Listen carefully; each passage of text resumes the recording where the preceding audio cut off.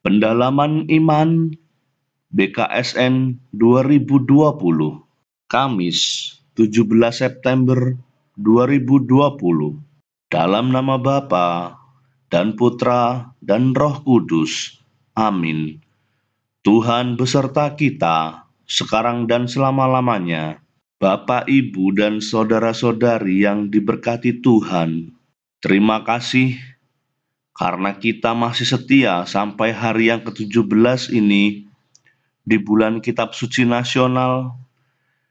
Pada hari ini, tema besar adalah orang berdosa namun dipercaya oleh Tuhan. Sedangkan pada pendalaman Kitab Suci hari ke-17 ini mengambil subtema laki-laki paling hina dan perempuan paling berdosa. Berhadapan dengan banyak orang, Santo Paulus memberi kesaksian bahwa dalam pengalaman kebangkitan dan peristiwa penampakan Yesus, ia menjadi sadar bahwa ia adalah orang yang paling hina. Senada dengan pengalaman Santo Paulus, kita akan melihat pengalaman seorang perempuan yang terkenal sebagai orang paling berdosa, menemukan hidup dalam perjumpaan dengan Yesus. Dalam bahasa Yesus, dosanya yang banyak itu telah diampuni, sebab ia telah banyak berbuat kasih. Bapak, Ibu, dan saudara-saudari yang terkasih, marilah kita membuka hati kita bagi sabda Tuhan yang akan kita dengarkan dalam pendalaman ini. Ya Allah yang maha bijaksana, pujian dan syukur kembali kami sekeluarga persembahkan kepadamu saat kami boleh kembali berkumpul bersama keluarga untuk pendalaman kitab suci. Bimbinglah hati, budi, dan pikiran kami dengan terang Roh Kudus-Mu, sehingga kami menyadari bahwa meski kami hina dan berdosa, namun Engkau tetap mengundang kami untuk memiliki iman dan hidup yang berkenan di hadapan-Mu. Semoga keluarga kami semakin layak dan pantas hidup sesuai dengan kehendak dan sabda-Mu sendiri. Demi Kristus Tuhan dan pengantara kami. Amin. Marilah kita mendengarkan sabda Tuhan. Bacaan pertama.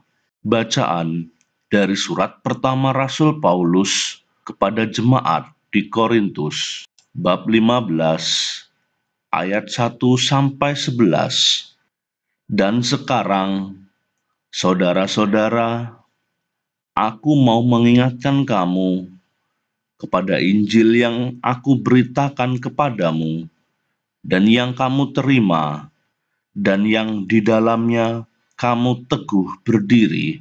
Oleh Injil itu kamu diselamatkan, asal kamu teguh berpegang padanya, seperti yang telah kuberitakan kepadamu, kecuali kalau kamu telah sia-sia saja menjadi percaya.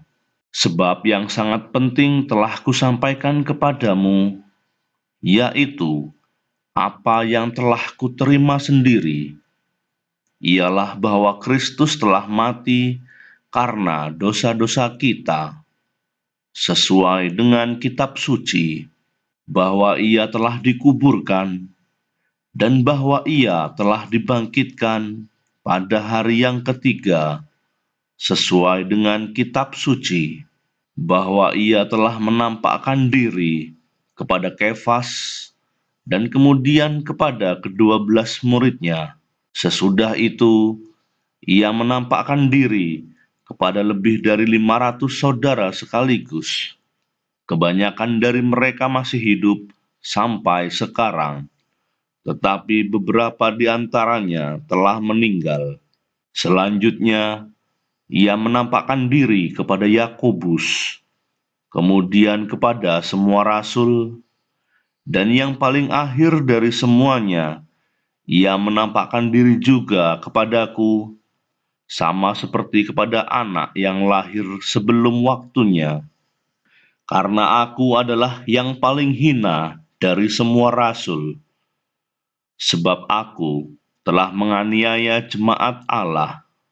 Tetapi karena kasih karunia Allah, aku adalah sebagaimana aku ada sekarang, dan kasih karunia yang dianugerahkannya kepadaku tidak sia-sia.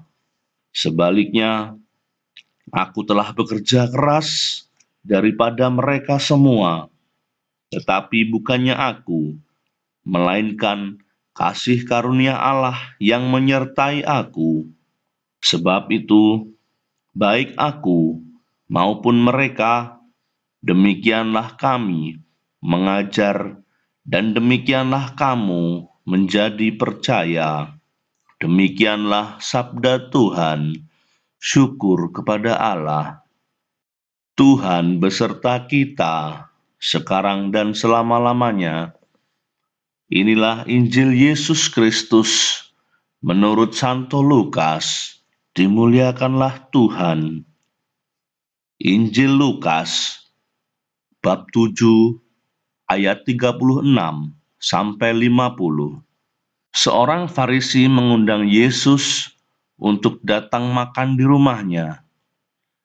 Yesus datang ke rumah orang Farisi itu, lalu duduk makan. Di kota itu, ada seorang perempuan yang terkenal sebagai seorang berdosa.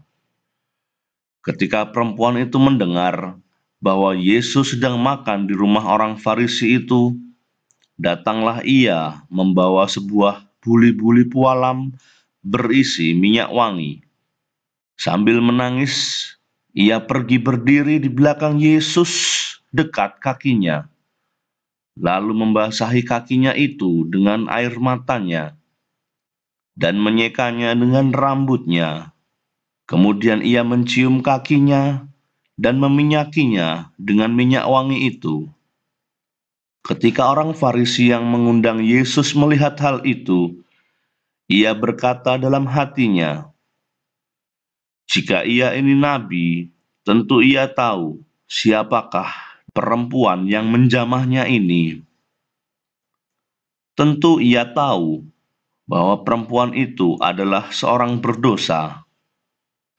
Lalu Yesus berkata kepadanya, "Simon, ada yang hendak kukatakan kepadamu."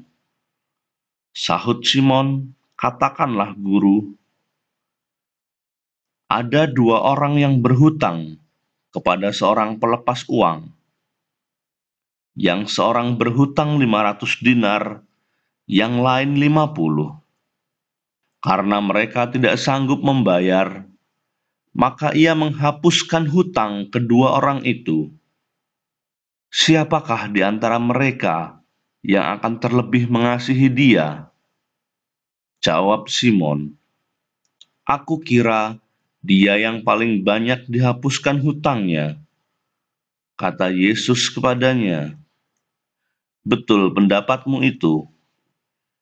Dan sambil berpaling kepada perempuan itu, ia berkata kepada Simon, "Engkau lihat perempuan ini, aku masuk ke rumahmu, namun engkau tidak memberikan aku air untuk membasuh kakiku. Tetapi dia membasahi kakiku dengan air mata dan menyekanya dengan rambutnya. Engkau tidak mencium aku, tetapi sejak aku masuk, ia tiada henti-hentinya mencium kakiku. Engkau tidak meminyaki kepalaku dengan minyak, tetapi dia meminyaki kakiku dengan minyak wangi. Sebab itu aku berkata kepadamu, dosanya yang banyak itu telah diampuni, sebab ia telah banyak berbuat kasih. Tetapi orang yang sedikit diampuni, sedikit juga ia berbuat kasih." Lalu ia berkata kepada perempuan itu, "Dosamu telah diampuni." Dan mereka yang duduk makan bersama dia berpikir dalam hati mereka, "Siapakah ia ini? sehingga ia dapat mengampuni dosa. Tetapi Yesus berkata kepada perempuan itu, "Imanmu telah menyelamatkan engkau. Pergilah dengan selamat." Demikianlah Injil Tuhan. Dimuliakanlah Tuhan. Bapak, Ibu, dan saudara-saudari yang terkasih, Santo Paulus dalam suratnya kepada jemaat di Korintus menegaskan banyak orang yang mendengar kesaksiannya. Dan sekarang saudara-saudara, aku mau mengingatkan kamu kepada Injil yang aku beritakan kepadamu dan yang kamu terima, dan yang di dalamnya kamu teguh berdiri. Oleh Injil itu kamu diselamatkan, asal kamu teguh berpegang padanya. Seperti yang telah kuberitakan kepadamu, kecuali kalau kamu telah sia-sia saja menjadi percaya. Segala sesuatu tidak akan menjadi sia-sia karena menerima dan menjadi percaya kepada Tuhan Yesus.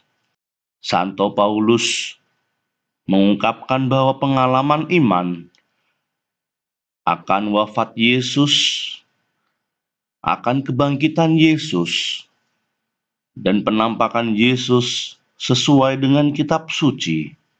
Santo Paulus mengungkapkan dengan bahasa lain, "Tetapi karena kasih karunia Allah, aku adalah sebagaimana aku ada sekarang, dan kasih karunia yang dianugerahkannya kepadaku tidak sia-sia. Sebaliknya, aku telah bekerja lebih keras daripada mereka semua, tetapi bukannya aku, melainkan kasih karunia Allah yang menyertai aku." Bahasa Santo Paulus ini adalah wujud konkret yang dimengerti Santo Paulus sebagai ketidaksia-siaan saat menjadi percaya. Sekalipun berdosa, tetapi menerima dan percaya kepada Yesus bukanlah sesuatu yang sia-sia. Pengakuan Santo Paulus bahwa dirinya adalah yang paling hina di antara semua rasul didasarkan kepada pengakuan pribadi. Santo Paulus mengalami situasi yang luar biasa saat sebelum berjumpa dengan Yesus. Ia adalah pribadi yang terkenal sebagai penganiaya jemaat pengikut Yesus, tetapi semangat mengejar, menangkap dan membunuh dari Saulus diubah oleh Yesus yang wafat, bangkit, dan menampakkan diri menjadi Paulus, yang tetap semangat bahkan penuh totalitas, mengejar, menangkap, dan menjadikan percaya kepada Tuhan Yesus. Pengalaman inilah yang menjadikan Paulus merasa diri sebagai rasul Yesus yang tidak layak menerima penampakan Yesus. Santo Paulus membahasakan dengan indah, dan yang paling akhir dari semuanya, ia menampakkan diri juga kepadaku, sama seperti kepada anak yang lahir sebelum waktunya. Karena aku adalah yang paling hina dari semua rasul, sebab aku telah menganiaya jemaat Allah. Pada Injil hari ini, ada seorang perempuan yang terkenal berdosa. Ia mendengar bahwa Yesus datang kepada seorang Farisi. Perempuan itu tidak peduli dengan orang banyak.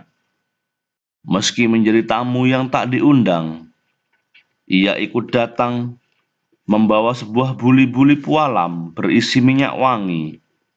Apa yang hendak dilakukan dengan semuanya itu? Sambil menangis, ia pergi berdiri di belakang Yesus dekat kakinya, lalu membasuh kakinya dengan air matanya dan menyekanya dengan rambutnya. Kemudian ia mencium kakinya dan mengurapi Yesus dengan minyak wangi. Penyadaran dan pengakuan diri sebagai orang yang paling berdosa, itulah yang membuat seorang perempuan ini melakukan semuanya untuk Tuhan Yesus. Sementara itu, seorang Farisi yang merasa diri sebagai tuan rumah yang baik, tentu akan merasa lebih baik dan merasa tidak berdosa dibandingkan seorang perempuan yang tadi. Apa yang dipikirkan semata-mata karena merasa sudah berbuat lebih baik dan tidak berdosa seperti perempuan yang berdosa itu. Padahal di hadapan Yesus, ia tidak lebih dari seorang yang berhutang 50, sementara perempuan itu seorang yang berhutang 500.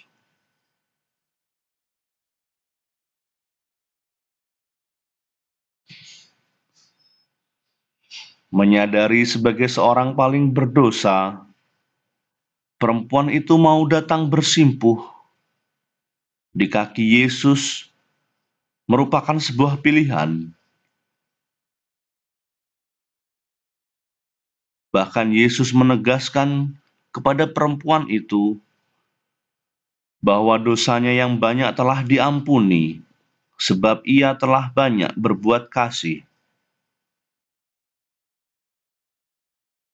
Anugerah itu sungguh luar biasa bagi seorang perempuan yang paling berdosa ini.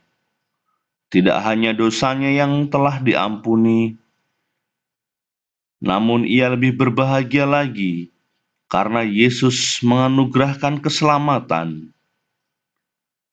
Imanmu telah menyelamatkan engkau. Pergilah dengan selamat. Karena iman, orang diselamatkan. Begitu juga dengan kita semuanya. Apakah kita masing-masing sungguh mengakui iman kita? Amin.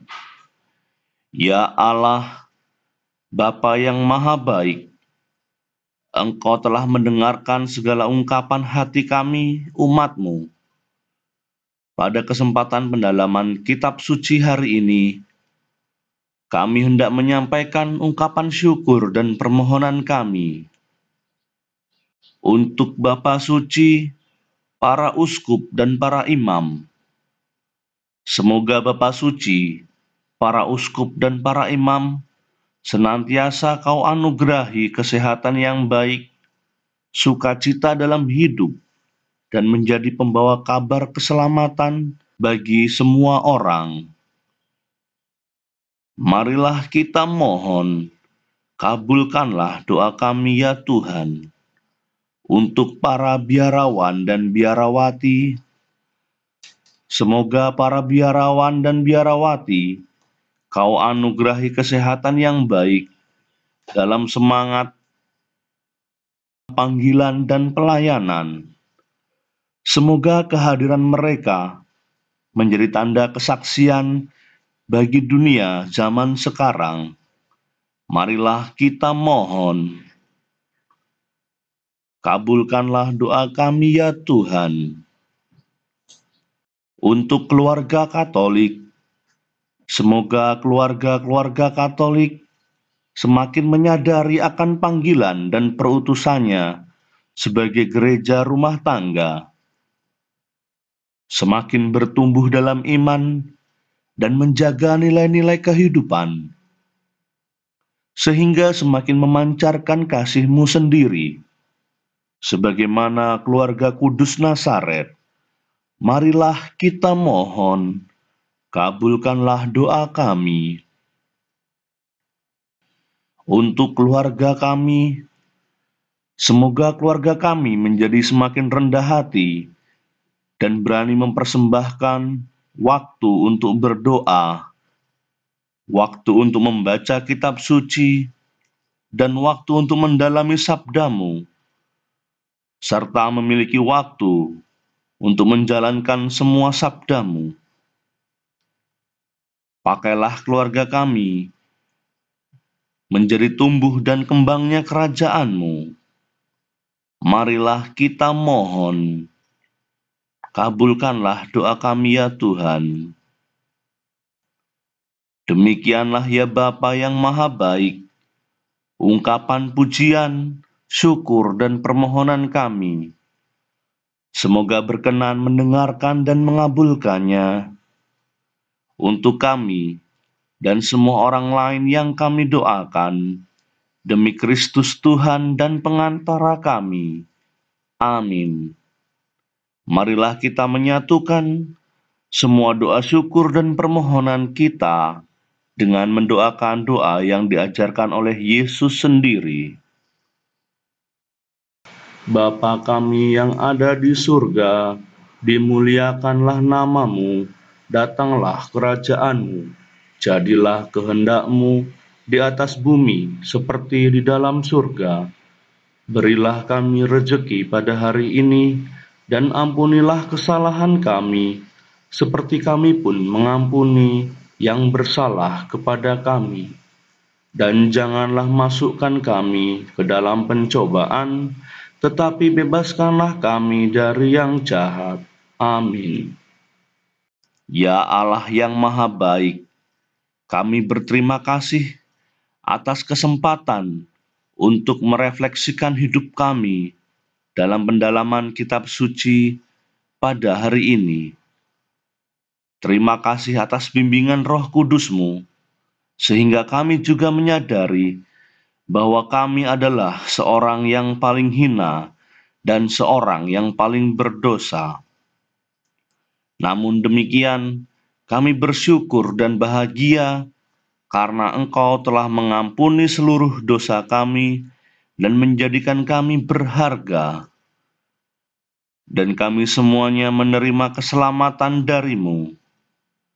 Semoga kami siap juga membagikan pengalaman iman ini kepada siapapun, terlebih kepada mereka yang masih hidup dalam kegelapan karena dosa dan hina, demi Kristus Tuhan dan pengantara kami. Amin. Dalam nama Bapa dan Putra dan Roh Kudus. Amin.